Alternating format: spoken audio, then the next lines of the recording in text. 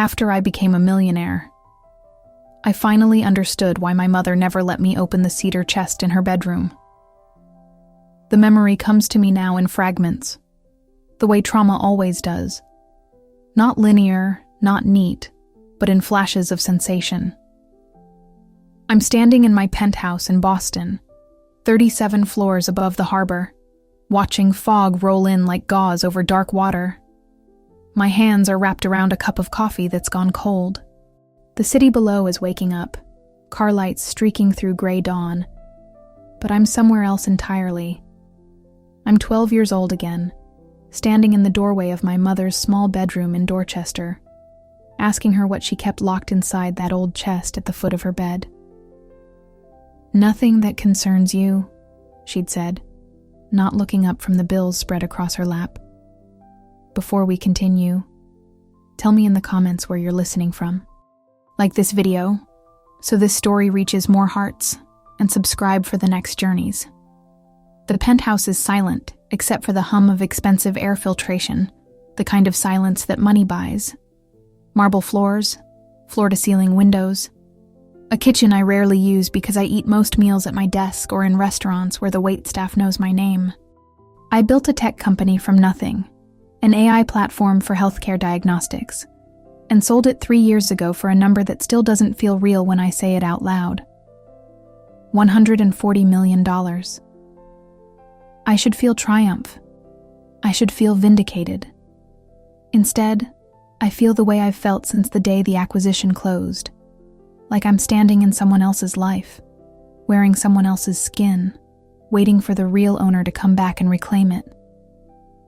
My mother died 6 months ago. Pancreatic cancer, quick and brutal.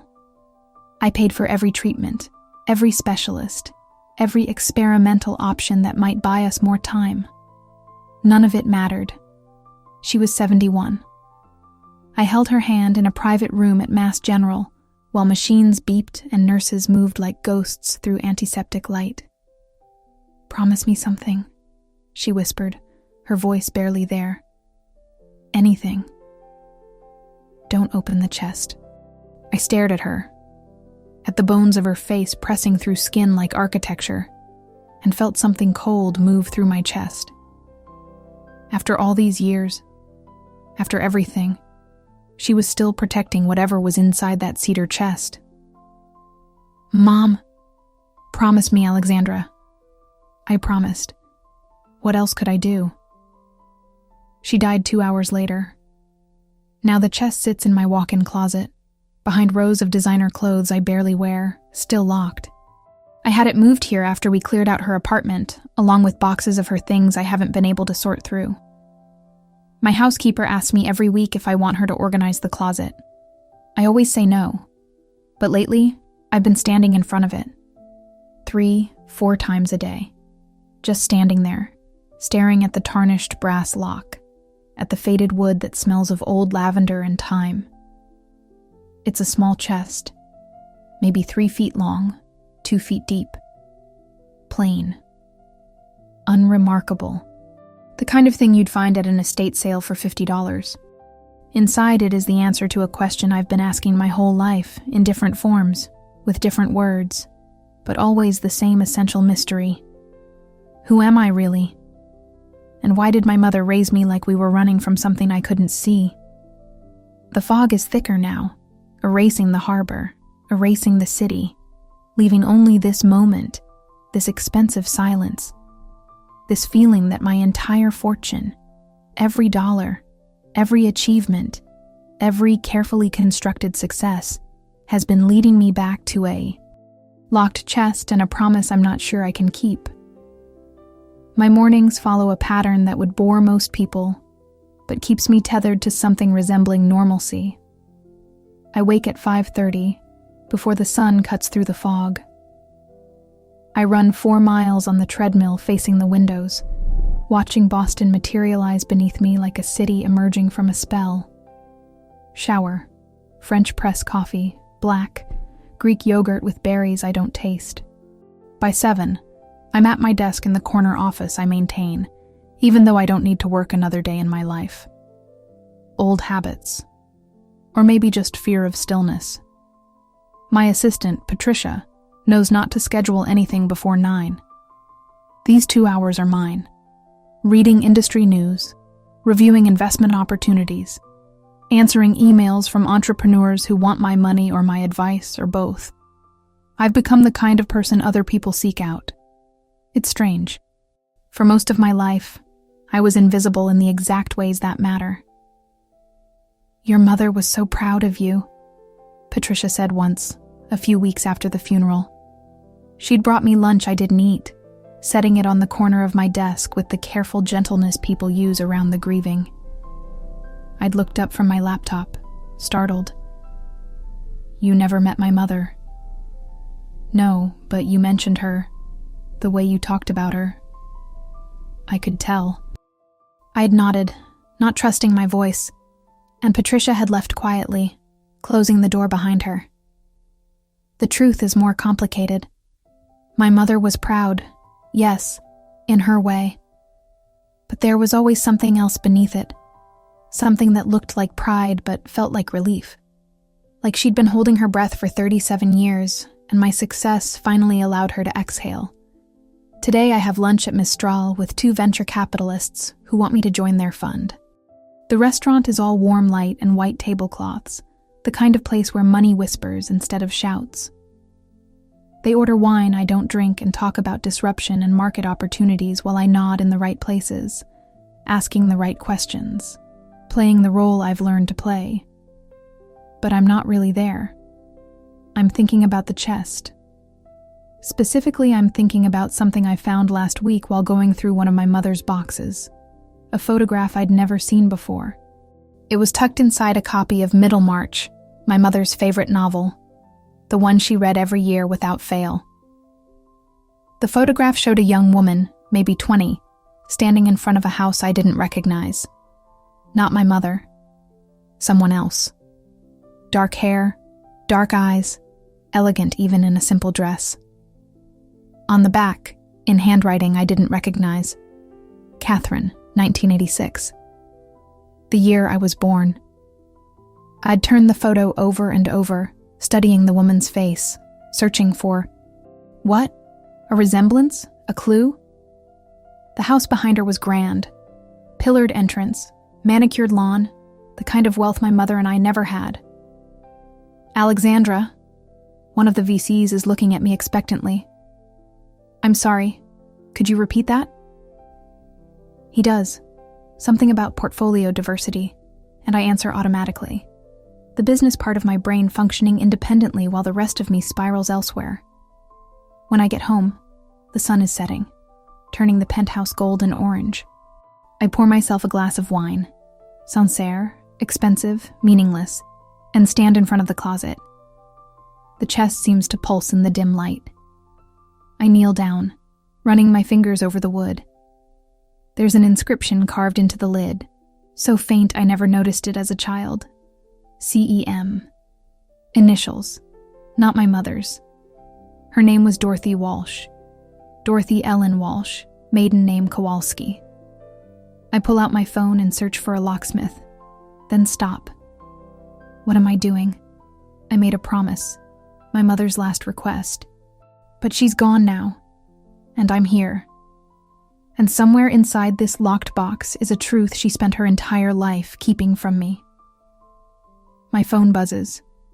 A text from my half-brother, Michael, my mother's son from her first marriage, 15 years older than me, living in Portland now with his wife and kids. "Hey, been thinking about Mom's things. You keeping everything?" I stare at the message. Michael and I aren't close. He left home when I was 3, built his own life, visits at Christmas. He was at the funeral, solemn and appropriate, hugging me with the stiff affection of a stranger who shares your blood. I type back, sorting through it slowly. Why? Just wondered if you found anything unusual. My heart kicks against my ribs. Like what? 3 dots appear, disappear, appear again. Then, never mind. Let me know if you need help with anything. I I set the phone down, hands shaking. He knows something. Michael knows something about what's in this chest, or about the secrets my mother kept, and he's not going to tell me. Outside, the city lights are beginning to bloom. Thousands of windows glowing like promises or warnings. And I'm kneeling on imported Italian tile in front of a locked cedar chest, feeling like every success I've built, every dollar I've earned, has been an elaborate distraction from this one simple question. Who was Catherine? And why did my mother keep her hidden? I don't sleep that night. Instead, I sit in the living room with my laptop, searching for Catherine in 1986, and every combination of words that might unlock something. The internet gives me nothing useful. Thousands of Catherines, none of them the right one, none of them connected to my mother or Dorchester or the life I thought I knew. At 3 a.m, I find myself looking at my own reflection in the darkened windows. 37 years old, dark hair, dark eyes, high cheekbones. My mother used to say I looked like her side of the family, the Polish blood, strong features that aged well. But now, holding the photograph of Catherine up to the glass, I see something else. I see the same eyes looking back at me. By dawn, I've made a decision that terrifies me. I call Michael. It's 6 a.m, he answers, voice thick with sleep. Who is Catherine? Silence, long enough that I think he's hung up. Michael. I don't know what you're talking about. Yes, you do. My voice is steady, but my hands are shaking. I found a photograph. A woman named Catherine, 1986. Mom kept it hidden in a book. You texted me asking if I'd found anything unusual. So tell me, who is she? I hear him breathing, hear the rustle of sheets as he sits up. Alex, leave it alone. I can't. Mom didn't want you to know. She had her reasons. What reasons? What could possibly be so terrible that... I'm not doing this. His voice hardens. I'm not betraying her like this. She protected you. That's all you need to understand. Protected me from what? But he's already gone. The line dead. And I'm alone again in my expensive silence. The thing about building a company from nothing is that you learn to be relentless. You learn that every obstacle is just a problem waiting for the right angle of approach. You learn that information exists somewhere, always. You just have to know where to look and how to ask. I hire a private investigator. His name is Robert Chen, recommended by my lawyer, discreet and thorough. I meet him in a coffee shop in Cambridge, away from my usual orbit, and slide the photograph across the table. I need to know who she is, who she was, everything. Robert studies the photo, then me, his expression unreadable. This is personal. Yes. Family matter? I think so. I don't know. He nods slowly. The initials on the chest, CEM. If Catherine is her first name, we're looking for a middle name E and last name M. That narrows it. The house in the background, the style of dress, the photo quality. This is money. Old money. Probably New England. I'll start with property records, society pages from the mid-'80s, yearbooks from private schools. How long? Give me a week. I give him a retainer that would have been 2 years of my mother's salary when I was growing up. He doesn't flinch. The week that follows is the longest of my life. I go through the motions, meetings, calls, a speaking engagement at MIT where I talk about disruption and innovation while feeling like a fraud. At night, I stand in front of the chest, sometimes for hours, trying to reconcile the mother I knew with the woman who kept these secrets. My mother was practical, careful. She worked as a legal secretary for 40 years, never complained, never asked for help, never took vacations. She raised me alone after her divorce from Michael's father, in a small apartment where we shared a bedroom until I was 8, and she could finally afford a 2-bedroom down the hall. She taught me that safety came from self-reliance, that love was shown through sacrifice, that the world didn't owe you anything you weren't willing to earn. She also taught me never to ask about my father. "Some men aren't worth remembering," she'd say, her voice flat, final, and I learned to stop asking. But now I wonder if that was another lie, another protection I didn't ask for, and don't know how to penetrate. On Thursday, Robert calls. I found her. My heart stops.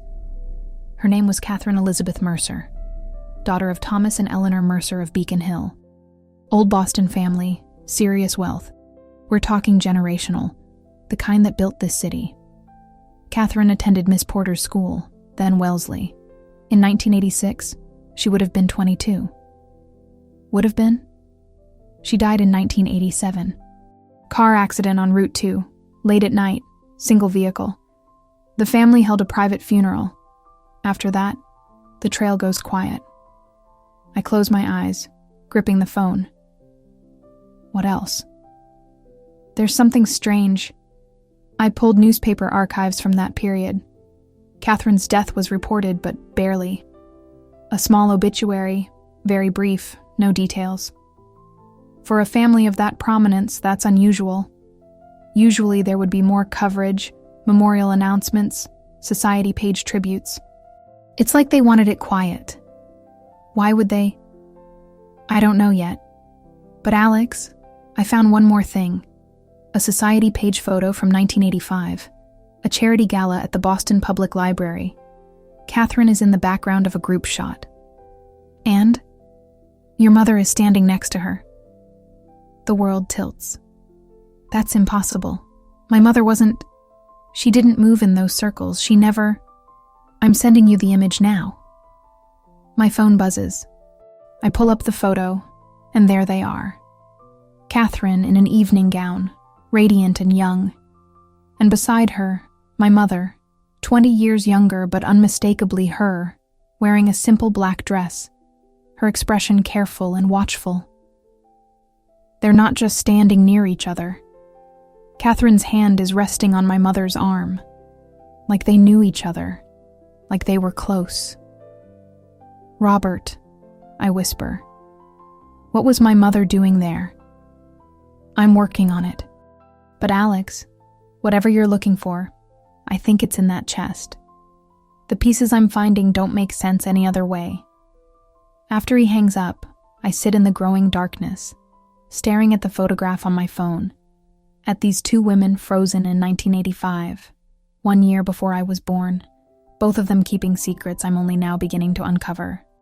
And I realize with absolute certainty that everything I thought I knew about my life, about my mother, about where I came from, all of it has been a carefully constructed story. The truth is in the chest, and I'm going to open it.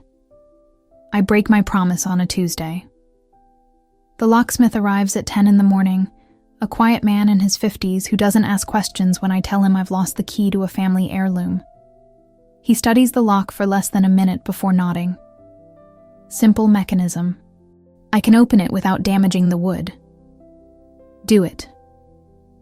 He works in silence while I stand by the window, arms wrapped around myself, watching the Charles River catch the light. My reflection in the glass looks like a stranger. Pale, hollow-eyed, terrified. I think about my mother's face in those final hours, the way she'd gripped my hand when she made me promise. What was she so afraid I'd find? All set. I turn. The locksmith is standing, packing his tools. The chest sits there, lock released, lid still closed. "Thank you." My voice sounds far away. He nods, takes his payment, leaves. The door clicks shut behind him, and I'm alone with the truth. I kneel in front of the chest. My hands are shaking so badly I have to press them against my thighs. Outside, the world continues. Cars honking, Construction somewhere below, a plane drawing a white line across blue sky. Normal Tuesday sounds. A normal Tuesday for everyone but me. I lift the lid. The smell hits me first. Cedar and lavender and old paper, the scent of time preserved. Inside, the chest is meticulously organized. My mother was always meticulous. On top, there's a sealed envelope with my name written in her handwriting. Beneath it, layers of items wrapped in tissue paper, photographs bound with ribbon, documents in folders. I pick up the envelope. My hands are shaking so hard I can barely open it. Inside, pages and pages of my mother's careful script, dated 3 months before her diagnosis. My dearest Alexandra, if you're reading this, I failed to take this secret to my grave as I intended. I suppose I always knew you'd find a way past my defenses. You're too smart, too stubborn, too much like her for it to be otherwise. Her. Catherine. I don't know where to begin except at the beginning, though even that feels like a betrayal of everything I promised. Catherine Elizabeth Mercer was 21 when I met her. I was 36, divorced, working as a temp at her father's law firm. She was beautiful in a way that seemed impossible. Not just her face, but something in her spirit. This brightness that made everyone around her want to be better, kinder, more alive. We became friends, though that word feels insufficient for what we were to each other. She was lonely in her wealth, trapped by expectations I couldn't imagine. I was lonely in my poverty, exhausted by survival. We found each other in the spaces between our worlds. She confided in me about the pressure from her family, the man they wanted her to marry, Richard Ashford, old money, right pedigree, everything Catherine was supposed to want, about the life she was expected to lead like a script she hadn't written and didn't want to perform. And then she told me she was pregnant. I stop reading. The words blur. I read the sentence again. She told me she was pregnant. My breath catches in my throat. The father wasn't Richard. It was someone her family would never accept. Someone from the wrong background, the wrong world. She was terrified. Not of the baby. She wanted the baby desperately. But of what her family would do when they found out. The Mercers didn't tolerate scandal. They would have forced her to give the child up, or worse. She would have been cut off, disinherited, erased from the family as if she'd never existed. So we made a plan. She would tell her family she needed time away, a sabbatical in Europe to find herself before the wedding. Instead, she came to stay with me. We lived together in my apartment in Dorchester for 8 months. I took care of her. We talked about names, about the future, about the life this baby would have. She was going to keep it, raise it alone if she had to. She was brave, Alexandra. So much braver than I ever was. You were born on a cold March night in 1986. Catherine held you for 3 hours. She counted your fingers and toes. She sang to you. She told you she loved you more than anything in the world. And then she asked me to take you. The words swim on the page. I'm crying now. Tears falling onto the paper, smudging the ink. Not forever. That's what she said. Just until she could find a way to make it work. Until she could figure out how to live in her world with you in it. She gave me money. Enough to take care of you properly. Enough to give you everything you needed. She visited when she could, always in secret. The photograph you found was from one of those visits. She called you her miracle. She said you had her eyes. 2 months after you were born, Catherine went back to her family. She told them she'd changed her mind, that she would marry Richard, that she was ready to be the daughter they wanted. I think she believed she could play the role long enough to find a way back to you. I think she thought she could survive in that world until the right moment came. She died 11 months later. They said it was an accident. but I've never been sure. She was driving alone at night, on a road she knew well, and she just drove off it. The Mercers buried her quickly, quietly. I wasn't invited to the funeral. No one knew what she'd meant to me, what we'd shared. After she died, I made a choice. I kept you. I told myself it was what Catherine would have wanted, that you were safer with me than in that family that had killed her spirit, and maybe her body too. I told myself I was protecting you. But the truth, Alexandra, is that I kept you because I loved you. Because in those months with Catherine, in those hours after you were born, you became mine in a way I can't explain and won't apologize for. I raised you. I loved you. I gave you everything I had. But you were never mine to keep. You're Catherine Elizabeth Mercer's daughter. The Mercers are your family, your grandparents, your inheritance, your birthright. Everything I gave you, everything you built. You did it without the resources that should have been yours, without the truth that should have been yours. I'm so sorry. I'm so sorry I was too much of a coward to tell you while I was alive. I'm so sorry I let you believe my stories about a father who wasn't worth remembering. The truth is, I don't know who your father was. Catherine never told me his name. She said it was safer that way, for him and for you. The documents in this chest will prove everything. Your birth certificate with Catherine's name, paperwork she gave me, photographs, letters she wrote to you that I could never bring myself to deliver. It's all there. I don't expect you to forgive me. I just hope you understand that everything I did out of love. And maybe, if there's any mercy in the universe, that will be enough. You were the greatest gift of my life, Alexandra, even if you were never truly mine. With all my love, Dorothy. I'm on the floor now, sobbing into my hands, the letters scattered around me. Everything I thought I knew, my entire identity, my entire life, has shattered into pieces I don't know how to reassemble. My mother wasn't my mother. Catherine was my mother, and she's been dead for 36 years. I've been living a lie my whole life, and the woman I called Mom let me believe it because she loved me too much to let me go. Outside, the city gleams with wealth I earned thinking I was proving something, climbing from poverty to success through brilliance and determination, but it was all built on a foundation of theft and lies, and love so complicated I don't have words for it. I look at the chest, at the documents and photographs waiting to tell me truths I'm not sure I can survive knowing. And I realize that becoming a millionaire, building everything I built, achieving everything I achieved, didn't prepare me for this moment at all. Some truths cost more than money can measure. I don't leave the penthouse for 3 days. Patricia calls twice. I let it go to voicemail. Robert Chen emails asking if I need anything else. I don't respond.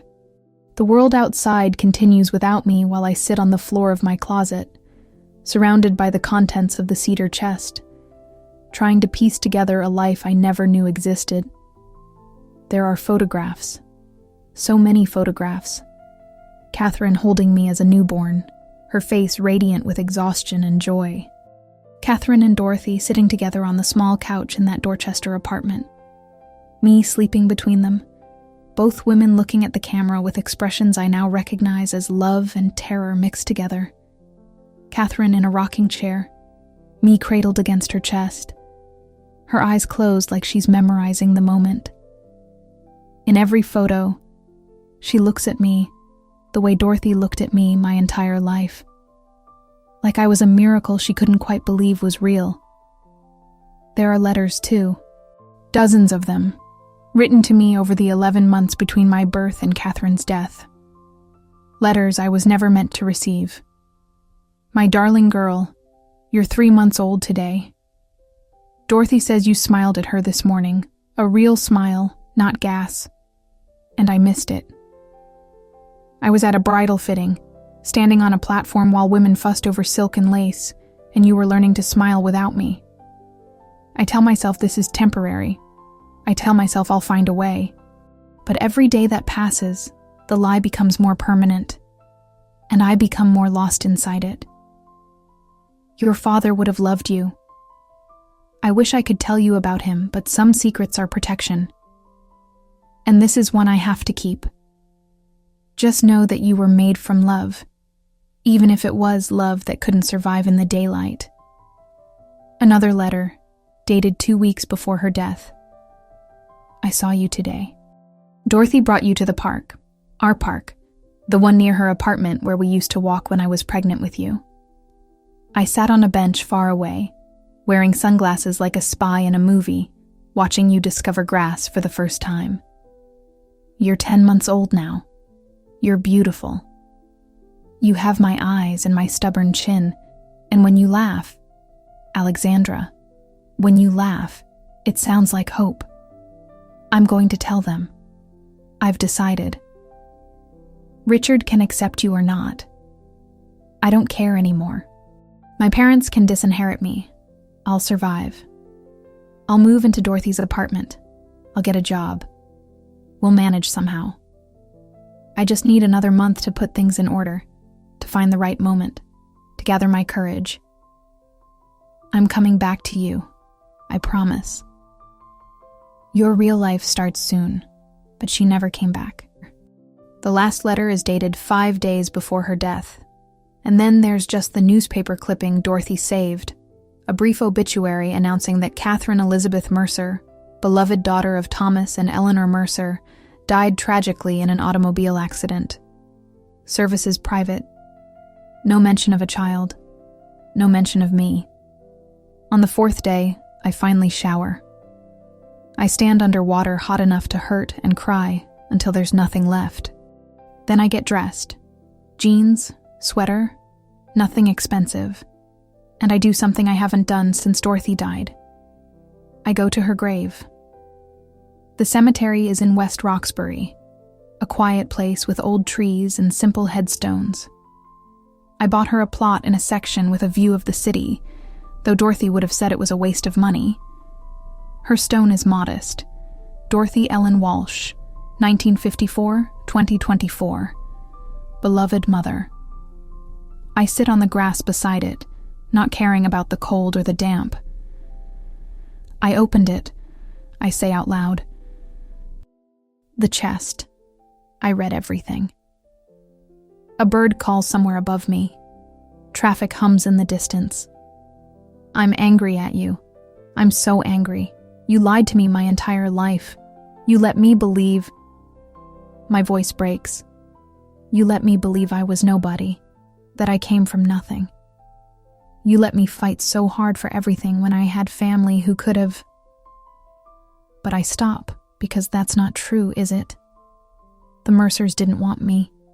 They covered up Catherine's pregnancy, erased her death from public memory, never once tried to find the baby their daughter died trying to protect.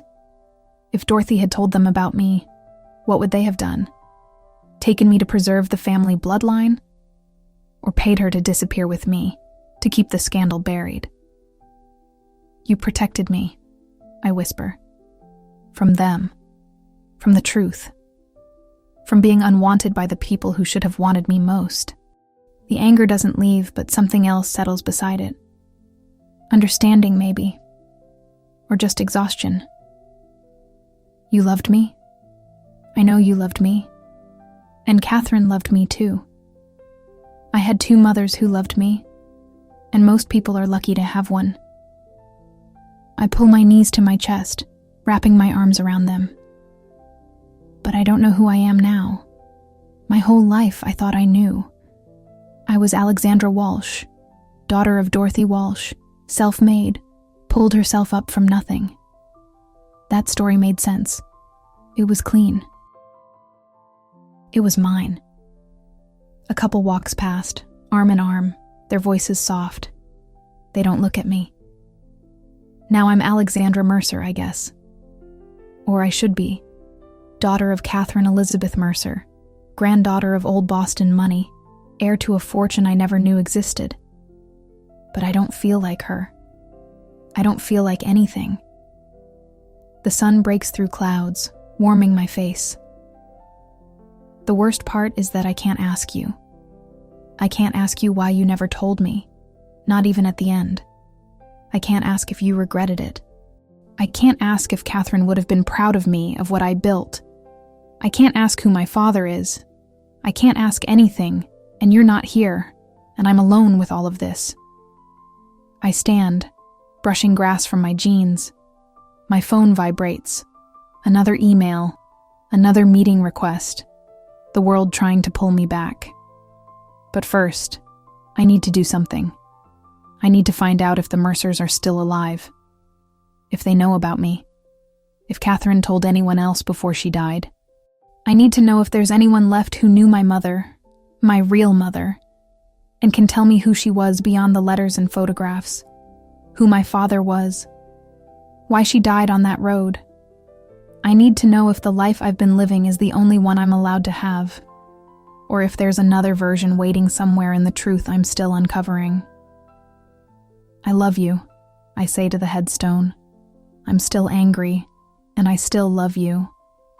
And I don't know how those things fit together, but I guess that's what I have to figure out now. I walk back to my car through rows of graves, each one marking someone's story, someone's secrets, someone's carefully constructed version of truth.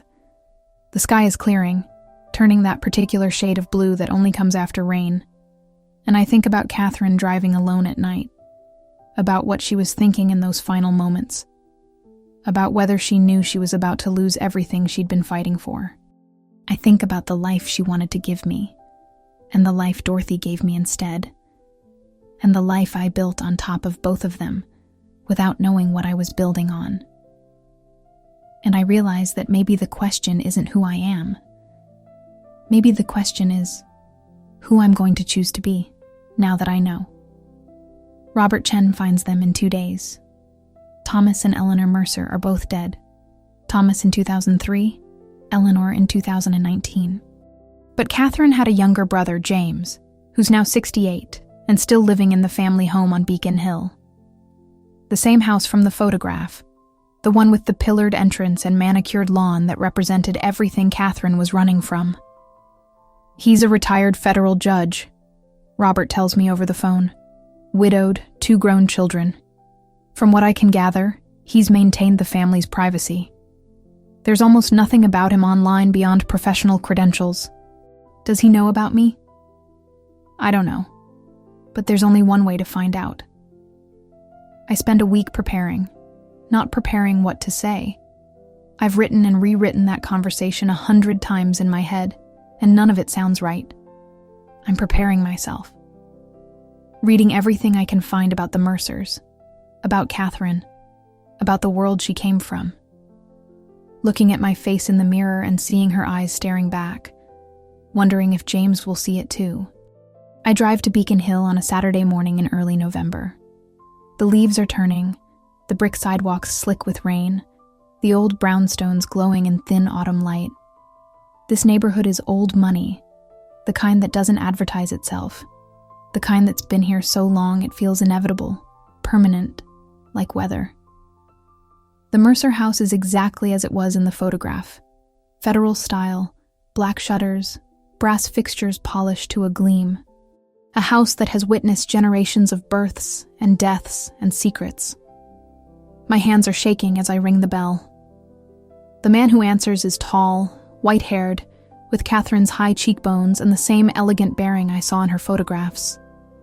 He's wearing a cardigan and reading glasses pushed up on his head, and when he sees me, he goes completely still. "My God," he whispers. We stare at each other. A car passes behind me. Somewhere a dog barks. "You're Catherine's daughter." It's not a question. I nod, not trusting my voice. He steps back, opening the door wider. "Please, come in." The house is beautiful in the way museums are beautiful. Curated, preserved, every object placed with intention. Dark wood, oil paintings, Persian rugs. The air smells like lemon polish and old books. James leads me to a sitting room overlooking a small garden gone dormant for winter. I've been waiting for this for 37 years, he says quietly, gesturing to a chair. I wondered if you'd ever find out. If she'd ever tell you. She? Dorothy, the woman who raised you. He sits across from me, hands folded, his expression unreadable. I knew about you.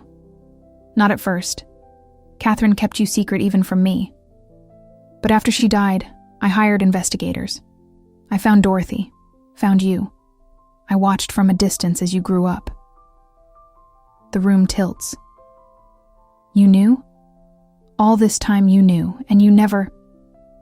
What would you have had me do? His voice is gentle but firm. Take you from the only mother you'd ever known. Bring you into this house where my parents, your grandparents, would have seen you as nothing but a reminder of their daughter's shame? They never knew about you, Alexandra. Catherine made sure of that. And after she died, I made sure of it too. Why? He stands, walks to a bookshelf, pulls down a leather photo album, opens it to a page marked with a ribbon. There's Catherine, maybe 16, laughing at the camera, alive in a way the other photos never captured. My sister was the best of us, kind, brilliant, fearless. She was supposed to marry Richard Ashford and produce heirs and host charity galas and fade into the role like all the Mercer women before her. But Catherine wanted more. She wanted a life that was hers. He looks at me. She wanted you. Who was my father? James is quiet for a long moment. A musician.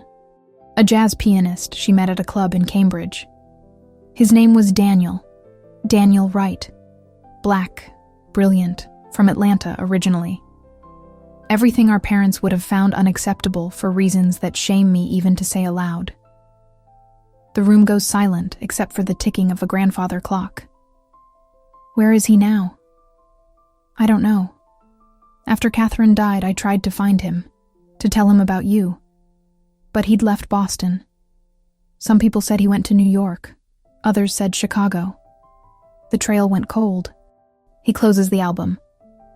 I'm sorry. I know that's not the answer you wanted.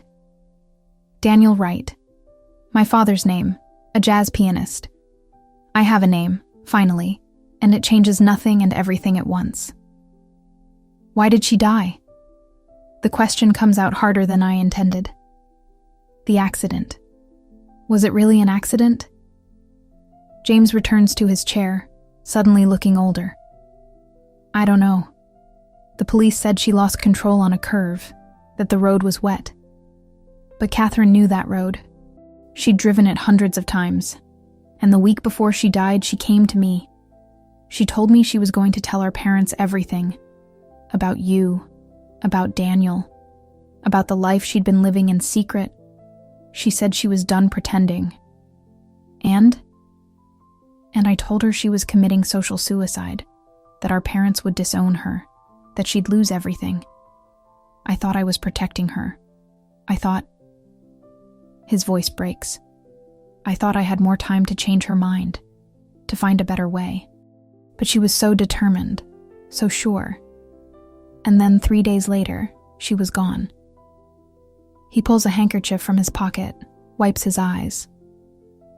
I've replayed that conversation every day for 37 years. What if I'd encouraged her instead of discouraging her? What if I'd offered to help? What if I'd told her I'd stand by her no matter what our parents did? We sit in silence. Outside, the light is fading, shadows stretching across the garden. I built a company, I say finally. Sold it for $140 million. I did it thinking I was proving something, that I could succeed without advantages, without connections, without anything but my own mind. But all of it was built on a lie. I'm not who I thought I was. No, James says softly. You're exactly who you thought you were. You're Alexandra Walsh, self-made, brilliant, determined. The only difference is now you also know you're Catherine Mercer's daughter. Both things are true. Both things made you who you are. He stands, walks to a desk in the corner, unlocks a drawer, returns with a small velvet box. Catherine gave this to me the day before she died. She said if anything happened to her, I should give it to her daughter when the time was right. I think the time is right. Inside the box is a simple gold locket. I open it with shaking hands. On one side, a tiny photograph of Catherine holding me as a newborn. On the other, an inscription. For Alexandra, born of love, carried always. She named you, James says. Before Dorothy, before everything. Catherine named you Alexandra because it means defender of mankind. She said you were going to be fierce and strong and change the world. Tears stream down my face. I close my hand around the locket. There's one more thing you should know, James continues. Catherine had a trust fund. When she died, it passed to her estate. My parents never touched it. I think they couldn't bear to. When they died, it became part of the family holdings. I've been managing it, keeping it separate, waiting. Waiting for what? For you. He pulls out a document, sets it on the table between us. It's yours, Alexandra. All of it. $28 million, grown through careful investment over 37 years. It should have been yours from the beginning. It's yours now, if you want it. I stare at the papers. More money, more inheritance, more proof of a life that should have been mine. But all I can think about is Catherine, 22 years old and pregnant, sitting in Dorothy's small apartment, planning a future she'd never live to see. All I can think about is Dorothy, raising me alone, giving me everything she had, loving me with a completeness that had nothing to do with blood and everything to do with choice. I need to think, I say. James nods. Of course. Take all the time you need. But Alexandra? Catherine would be so proud of you. Not because of the money or the success, because you're exactly who she hoped you'd be, fierce and strong and true. I stand to leave, clutching the locket. At the door, I turn back. Did she love me? Really love me? Or was I just a mistake she was trying to fix? James's eyes fill with tears. She loved you more than life itself. That's not a figure of speech. She loved you more than her life. And in the end, I think she proved it. The truth comes to me 3 weeks later. Not in a dramatic moment, but in the quiet accumulation of details that finally form a picture I can see. I'm sitting in James's study. I've been visiting twice a week, slowly building a relationship with the uncle I never knew I had, when he shows me something he's been holding back. Police photos from the accident. Catherine's car, wrapped around a tree on Route 2, metal twisted, glass everywhere. I shouldn't show you these, he says. But you deserve the whole truth. I study them, forcing myself to look. And then I see it. Something the police reports noted but never explained. Catherine's seatbelt was unbuckled. Her hands were found folded in her lap, not gripping the wheel. And on the passenger seat, untouched by the impact, was a sealed envelope addressed to Dorothy. James hands me the envelope. It's been opened, the letter inside carefully preserved in plastic. My dearest Dorothy, by the time you read this, I'll be gone. Not because of an accident, because I've made a choice. I can't do it. I can't go to my parents and watch them reject her, reject us. I can't put Alexandra through the scandal, the judgment, the cruelty of a world that will see her as a mistake. I can't condemn her to a life as the illegitimate daughter of a mercer, always on the outside, always marked by my weakness. She deserves better than that. She deserves you, stable, strong, real. You love her the way mothers should love, without conditions, without shame. You've given her safety I could never provide. I've set up the trust. James has the details. He doesn't know about this letter, but he knows about the money. When Alexandra is old enough, when she's built a life on her own terms, give her the truth if you think she can bear it, but raise her as yours. Let her believe she comes from you, from love that's simple and pure and uncomplicated by all of this. I can't live in a world where I have to choose between her and my family, between truth and survival. I'm too weak for that fight. But I can make sure she never has to fight it either. Tell her I loved her. When the time comes, when you give her the chest, tell her that every decision I made was an act of love, even this last one.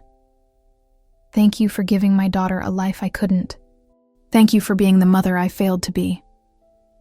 Catherine. The letter falls from my hands. She took her own life, I whisper. It wasn't an accident. She chose to die rather than fight for me. James's face is gray. I've debated for 37 years whether that was the truth. The police ruled it accidental. There was no note left in the car. This letter could be interpreted as preparation for confrontation, not death. But yes, I think she made a choice that night, and I think she believed it was the right one. I can't breathe. The room is closing in. She abandoned me. No. James's voice is firm. She gave you the only gift she knew how to give. Freedom from her world. Freedom from the Mercer name and everything it would have cost you. She looked at the future, at what it would mean to claim you publicly, at the scandal, the judgment, the way this family and this society would have treated you. And she decided you deserved better. She should have fought. I'm crying now, angry tears. She should have been brave enough to fight. Maybe. Or maybe she was braver than either of us can imagine. She gave up everything. Her life, her chance to watch you grow, her future, to give you a chance at happiness she couldn't guarantee any other way. I think about Dorothy, receiving that letter, understanding that Catherine had chosen death over a complicated life. I think about the weight of that knowledge, the burden of raising me with that secret locked inside her heart. I think about how she looked at me every day, knowing that my mother had loved me enough to die so I could be free. Dorothy knew, I say. She knew it wasn't an accident. That's why she never told me. That's why she kept everything locked away. She didn't want me to know that Catherine chose death over fighting for me. She wanted you to believe you came from love, not from tragedy. James stands, walks to the window. Maybe she was wrong. Maybe you deserved the truth earlier. But she made the choice she thought would protect you, just like Catherine did. I leave James's house as the sun sets, turning Beacon Hill gold and amber. I drive through the city with the letter in my purse, Catherine's locket around my neck, and a truth I finally understand even if I'll never fully accept it. My mother, Catherine, didn't abandon me. She set me free the only way she knew how. She looked at her life, at her family's cruelty, and society's judgment, and she decided I deserved better than to be their secret, their shame, their inconvenient truth. She died so I could live without the weight of the Mercer name, without the knowledge that I was unwanted by the people who should have wanted me most. And Dorothy, the woman who raised me, took that sacrifice and built a life around it. She gave me stability, love, and the belief that I could be anything I wanted because I wasn't burdened by expectations I didn't choose. Both of them loved me. Both of them protected me. Both of them gave me different gifts, and I'm standing here at 37 because of both of them.